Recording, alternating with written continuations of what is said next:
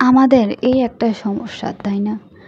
ঘরের আসবাবপত্র কেনার সময় মনে হয় যে কিছুই কিনে নিই, আরেকটু কিনতে পারলে খুবই ভালো হতো।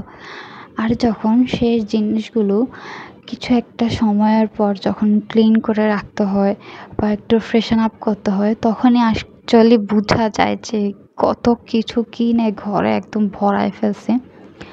সো ভিডিওটা দেখেই বুঝতে পারতেছেন ভিডিওটা অ্যাকচুয়ালি কী নিয়ে। আসসালামু আলাইকুম, welcome to my another blog. আজকের ব্লগটা হচ্ছে যে একটা ক্লিনিং ব্লগ। আমাদের বাসার সবারই এরকম সুকেস অর ক্যাবিনেট থাকে বাসায়, যেখানে আমরা আমাদের পছন্দ মতো মন মতো করে সুকেস অর যে বিভিন্ন জিনিস দিয়ে আমরা সাজাই। তো এটাই তেমন আমাদের ঘরে একটা ছিল। তো সেদিন আম্মুর মাথায় ভূত উঠলো, আমি জানি না কেন, প্রায় আম্মু এমন করে। তো বললো যে এখান থেকে সব জিনিস নামিয়ে এগুলো ক্লিন আপ করে তারপর আবার সুন্দর করে রাখবে। তো যেহেতু আম্মু বলছে, এখানে তো আর না করা যায় না, বা আম্মুকে না করলেও আম্মু একদম জুতো দিয়ে পিটা ঘর থেকে বাইর করে দেবে। তো যাই হোক, আম্মুর কথা অনুযায়ী আমাদের হেল্পিং হ্যান্ড এগুলো সব ধুয়ে আমরা ওখানে একটা চাদর বিছিয়ে আগে এগুলো ভালো করে এগুলো শুকায় নিছি। কারণ ভালো করে না শুকায় নিলে পানির দাগগুলা কিন্তু এই কাঁচের জিনিসগুলোর ওপর থেকে যেতে পারে, পরবর্তীতে দাগগুলা কিন্তু আর উঠে না। আর এত শখের জিনিসে যদি একটু দাগ পড়ে তাহলে কিন্তু সত্যি খুবই খারাপ লাগে। তো যাই হোক, ফার্স্টেই স্টেপ ছিল যে এগুলোকে শুকাবো। শুকানো শেষে এই যে সুন্দর করে উনি আবার এগুলো আমাকে এনেও দিচ্ছিলো। যেহেতু আম্মু কিচেন রুমে ছিল, আম্মু সেদিন রান্না করতেছিল, তো আম্মু আমাকে বললো যে আমি যাতে এগুলো সুন্দর করে অর্গানাইজ করি। তো যতটুকু আমার এই ছোটো ব্রেনে কাজ করছিল আমি ঠিক ততটুকুই রাখছিলাম। পরবর্তীতে আবার আম্মু আসছিলো কিন্তু এগুলো রাখার জন্য। আমি অত একটা আসলে বুঝি না, মানে এত একটা এখনও সাংসারিক হয়ে উঠি নাই। সুন্দর করে কীভাবে গুছাতে হবে সেটা আমি বুঝতেই পারতেছিলাম না। তো যাই হোক, আম্মুকে হেল্প করার জন্য আমি যথাসাধ্য ট্রাই করছি। আর ফার্স্টেই আম্মু প্রথমে যেভাবে এগুলো রেখেছিল আমি ঠিক ওভাবে রাখার জন্য চেষ্টা করতেছিলাম। আমাদের একটা চায়ের সেট ছিল, যেখানে অনেক সুন্দর একটা কেটলি ছিল, তারপর একটা মিল্ক পট ছিল, একটা সুগার পট ছিল, অ্যান্ড আরেকটা ছিল চা পাতার পট ছিল। তো এগুলো সম্পূর্ণ এটা সিরামিকের ছিল, খুবই সুন্দর। এই যে এটার কথাই বলতেছি, একটু দূর থেকে দেখা যাচ্ছে। তো ওটাই আমি সুন্দর করে রেখে তারপর সামনে আমার সবচেয়ে ফেভারিট যে কাপ্রিজের সেটটা ছিল, এটা আমি সুন্দর করে সাজিয়ে অর্গানাইজ করতেছিলাম।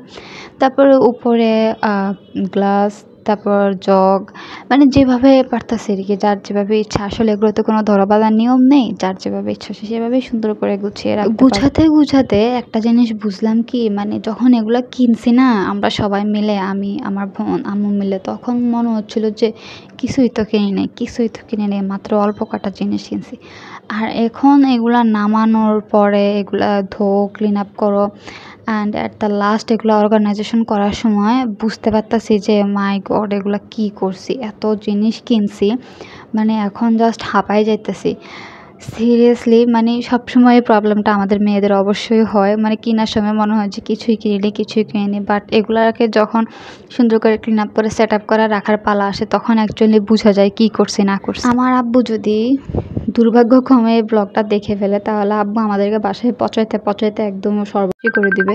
আর আমি খুব ভয়ে জিনিসগুলো অর্গানাইজ করি, কারণ এগুলো হয়েছে আমাদের ঘরের এক প্রকার প্রত্নতাত্ত্বিক নিদর্শন। আমি যদি বলি যে আমাদের বাসায় যদি এই জন রুশো বা টিভি বটমূল বা আরে ফিশার আসে, তাদের জন্য আম্মু এগুলো নামাই দেবে না, কিন্তু নিজের শ্বশুরবাড়ির বাপের বাড়ির লোকরা আসলে সবার আগে এগুলো নামাই দেয়। তো এগুলো না আমাদের কাছে ধরা খুব রেয়ার। হ্যাঁ, এখন যেহেতু অর্গানাইজ করতেছি, তার কারণে আমরা এগুলো ধরতে পারতেছি বা দেখতে পারতেছি, বাট এত পরিমাণ সৌভাগ্য হয় নাই যে এগুলো দিয়ে আমরা খাইতে পারবো বা একটু ধরতে পারবো। প্রায় আম্মুকে বলে যে আম্মু একটু নামায় খাই, আম্মুর রিয়াকশানটা জাস্ট ভুলার মতো না, এমনভাবে একটা রিয়াকশান দিবে মনে হবে যে খুব একটা বাজে কাজ করে ফেলছি, আম্মুর সাথে খুব একটা খারাপ কথা বলে ফেলছি। আম্মু এমনভাবে রিয়াকশান দেয়। তো যাই হোক, কথা বলতে এই তো অর্গানাইজ করা হয়ে গেল। আর কারা আম্মু এমন করে অবশ্যই আমাকে কমেন্ট করে জানাবা যে এই জিনিসপত্রগুলো একদমই ধরতে দেয় না, আমাকে অবশ্যই কমেন্ট করে জানাবা। তারপরেই তো সুন্দর করে গোছানো হয়ে গেছে। এবার আমি আবার একদম ফাইনাল লুক লাস্ট ফিনিশিংটা আপনাদেরকে দেখিয়ে দিচ্ছি কীভাবে অর্গানাইজ করছে। লাস্টে আম্মু এসে আবার একটু হাত লাগাইছিল, কারণ আম্মুর মন মতো হচ্ছিল না নিচের কর্নারটা। তো আম্মু এই কর্নারটা আম্মুর মন মতো সুন্দর করে অর্গানাইজ করছে। তো এই ছিল আমার আজকের ভিডিওটা যদি ভালো লেগে থাকে তাহলে অবশ্যই লাইক, কমেন্ট এবং শেয়ার করে দিয়ে আমার পেজটিকে একটি ফলো করে দিবেন এবং আমার ভিডিওতে অবশ্যই কমেন্ট করে জানাবেন আপনাদের কাছে কেমন লেগে। সবাই ভালো থাকবেন, সুস্থ থাকবেন। আল্লাহ হাফেজ।